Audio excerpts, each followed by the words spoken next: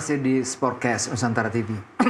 Bung Harpa, Coach PK kan mengatakan bahwa pemain yang dia ingini adalah pemain yang punya menit bermain. Ini harus didasari nih, Van den Berg juga ngomong seperti begitu.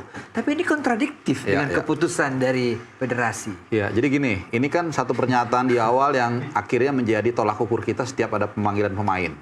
Jadi selalu kita lihat, oh ini kok menit mainnya nggak bagus atau jelek, kok dipanggil gitu. Nah, waktu kita kalah lawan Jepang, post match itu saya sempat bertanya dengan dia langsung. Saya bilang, Anda waktu itu mengatakan, sebelumnya H-1, jadi press con H-1. Anda mengatakan setiap memanggil pemain, Anda mengatakan selalu melihat minute play. Apakah itu masih berlaku? Sebenarnya kesempatan buat dia, saya tanya seperti itu, untuk katakanlah sebenarnya Anda tuh nggak perlu ngomong begitu. Dan akhirnya dijawab memang.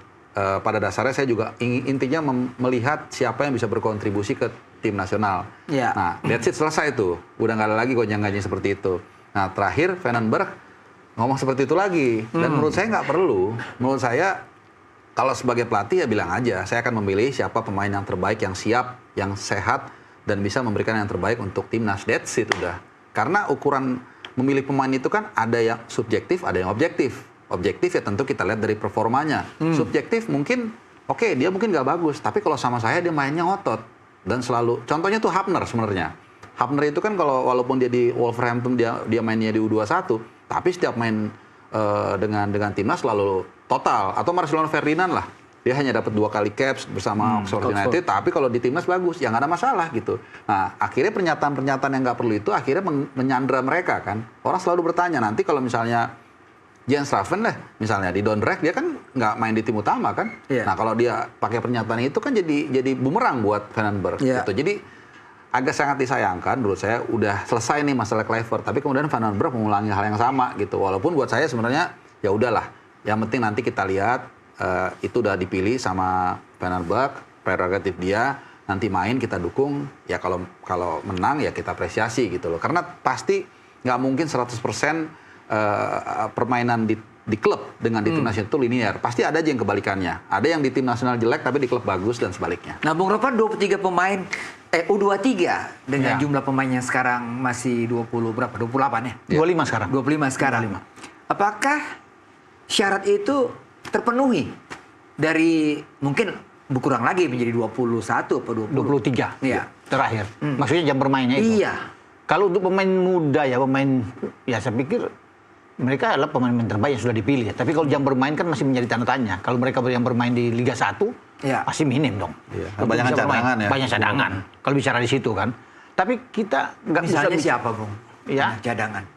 Misalnya siapa? Banyak kan pemain yang bisa dikatakan. Kalau Victor Dektan sebenarnya oke, dia sering dimainkan di PSM. Ya, kalau pemain belakang...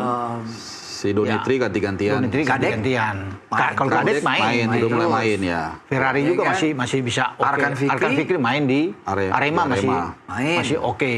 Iya kan, Papahan juga di Borneo masih oke.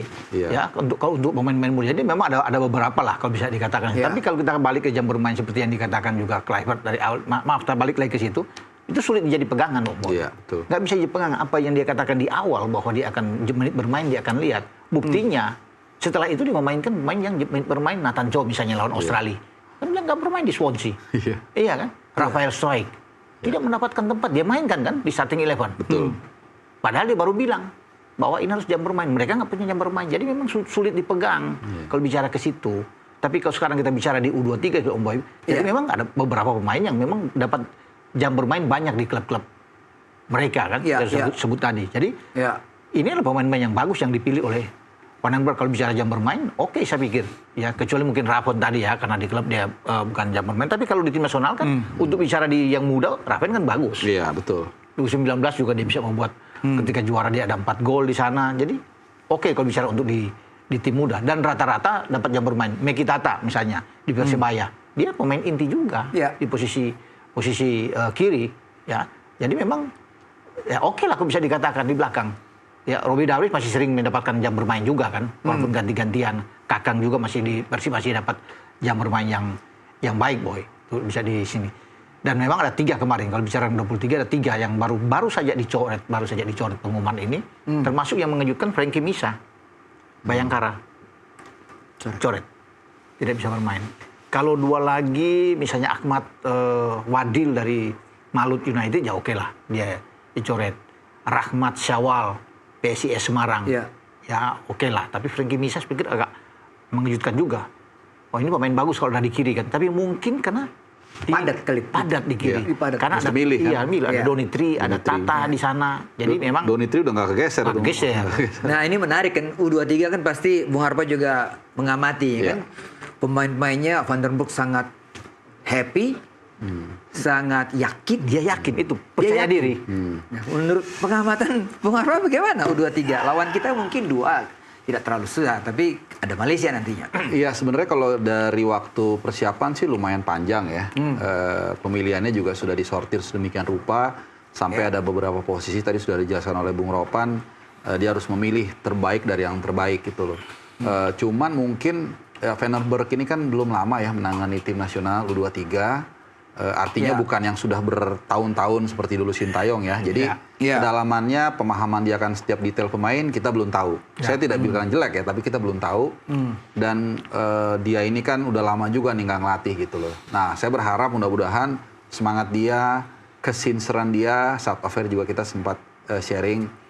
Van der Broek ini orang yang sangat sincere lah begitu ya. Mudah-mudahan itu bisa membuat ruang ganti positif. Tapi satu mungkin yang jadi kekonsernan saya adalah tidak adanya latih tanding. Uji coba.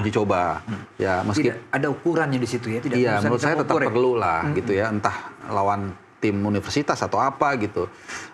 Tadinya saya berpikir sebenarnya ya, mungkin nggak semua setuju. Main aja di Piala Presiden. Nah, Bung Roman bisa baca pikiran saya. Meskipun biasanya, menurut saya why not gitu loh. Dan selain ada lawan yang luar biasa tangguh, ya kan ada Oxford, itu kan levelnya kan tinggi. Betul juga. Kemudian juga ada Port FC. Port FC itu luar biasa, 2 kali menang loh lawan tim lokal.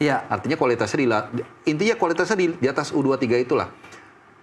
Itu menurut saya satu golden moment sebenarnya untuk klub Van der Broek untuk mendapatkan kesempatan. Walaupun ada yang kurang setuju, mengatakan kalau cedera, ada yang mengatakan gitu Bung Boy, kalau cedera saya tanggung jawab. Saya bilang kalau nggak mau cedera tidur aja di rumah. Saya bilang ya main bola kan resikonya seperti itu. Belum lagi kalau kita bicara sedikit pragmatis ini Bung Boy, ada duit di sana lumayan cuannya kan. Ya artinya kan bisa bonus juga buat pemain biar mereka semangat. Artinya di situ akan kelihatan mana pemain kemampuannya bisa keluar semua gitu loh. Nggak bisa bohong lah. Ketika ada uang di ujung sana, ada lawan yang bagus, itu kan perpaduan yang bagus. Saya pikir kenapa nggak ini aja ditaruh? Tadinya saya berpikir. Ya karena lawan-lawan kan lawan-lawan Liga 1 semua. Liga 1. Kalau satu grup misalnya dengan Persib, kan bagus. Atau dengan Dewa misalnya, kan satu grup itu bagus. Kita break lagi, Bung Harpa, Bung Ropan. Sudah break kita kembali. Nggak kerasa ya? Nggak terasa kan? Sur kali ngomongnya kan? Kita kembali setelah pariwara berikut ini, tetaplah di Sportcast.